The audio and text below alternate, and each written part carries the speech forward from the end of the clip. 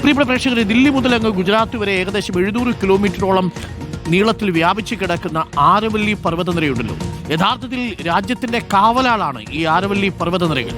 വിവാദങ്ങൾക്കിടെ ആരവല്ലി മലനിരകളിൽ റിസോർട്ടുകൾക്കും അമ്യൂസ്മെന്റ് പാർക്കുകൾക്കും അനുമതി നൽകിയിരിക്കുകയാണ് രാജസ്ഥാൻ സർക്കാർ. കിട്ടിയ അവസരം മുതലാക്കി നഗരമേഖലയിലെ കുന്നുകളിലാണ് വാണിജ്യ പ്രവർത്തനങ്ങൾക്ക് അനുമതി നൽകിയത്. അതിനിടെ മലനിരകളുടെ നിർവചനം മാറ്റിയ നടപടിക്കെതിരായ ഹർജി ഇന്ന് സുപ്രീം കോടതി പരിഗണിക്കുന്നുണ്ട്.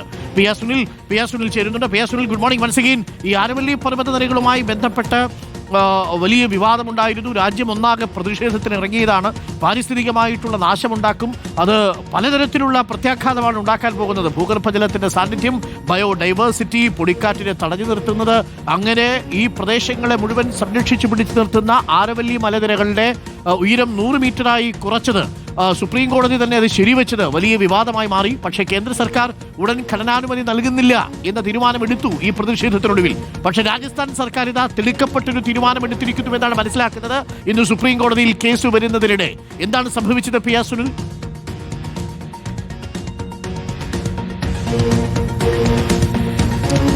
അരുൺ, നമുക്ക് പശ്ചിമഘട്ടം എത്രത്തോളം പ്രാധാന്യമുള്ളതാണോ അതുപോലെ തന്നെ ഉത്തരേന്ത്യൻ സംസ്ഥാനങ്ങൾക്ക് ഏറെ പാരിസ്ഥിതികമായി പ്രാധാന്യമുള്ള പ്രദേശമാണ് ആരവല്ലി പർവ്വതനിരകൾ എന്ന് പറയുന്നത്. പാരിസ്ഥിതികമായി വളരെ പ്രധാനപ്പെട്ട ഈ മേഖലയിലാണ് ഇനി കൂടുതൽ ഖനന പ്രവർത്തനങ്ങളൊക്കെ തന്നെ ആരംഭിക്കാൻ പോകുന്നു എന്നതിനുള്ള തരത്തിൽ കേന്ദ്ര വനം പരിസ്ഥിതി മന്ത്രാലയത്തിന്റെ പുതിയൊരു നിർവചനം വന്നത്. ഏതായാലും അതാണിപ്പോൾ രാജ്യത്ത് വലിയ വിവാദമായി മാറിയിരിക്കുന്നത്. 100 മീറ്ററിൽ കൂടുതൽ ഉയരമുള്ള പർവ്വതങ്ങളെ മാത്രമേ ആരവല്ലിയുടെ പട്ടികയിൽ പെടുത്തുകയുള്ളൂ. ബാക്കിയുള്ള പർവ്വതങ്ങൾ, കുന്നുകളൊക്കെ തന്നെ ഒരു സാധാരണ കുന്നുകളായി പരിഗണിക്കും.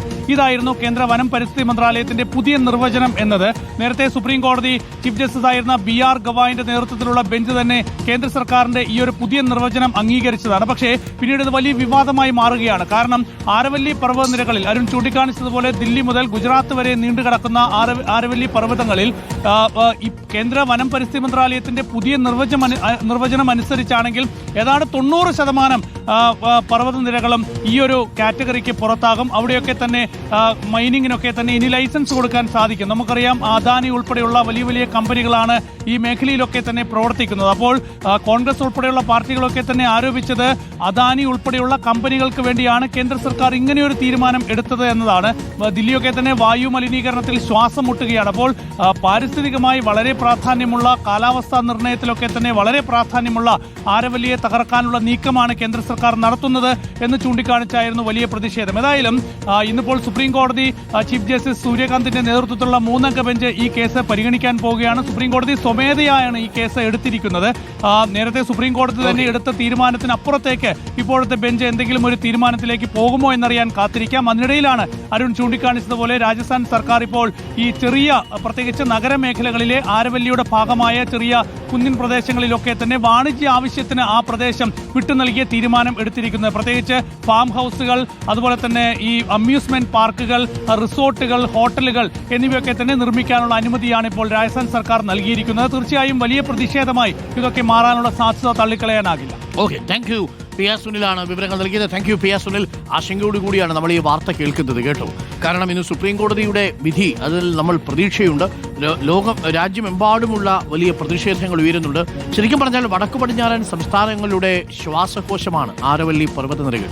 ആ ആരവല്ലി പർവ്വതനിരകളെയാണ് യഥാർത്ഥത്തിൽ ഇപ്പോൾ അതിന്റെ പുതുക്കിയ മാനദണ്ഡത്തിലൂടെ 100 മീറ്ററിൽ കുറഞ്ഞ എല്ലാ കുന്നുകളും സാധാരണ കുന്നുകളാവൂ അത്രേ. ബാക്കിയുള്ള കുന്നുകൾക്ക് മാത്രമേ സംരക്ഷണം ഉണ്ടാവുകയുള്ളൂ.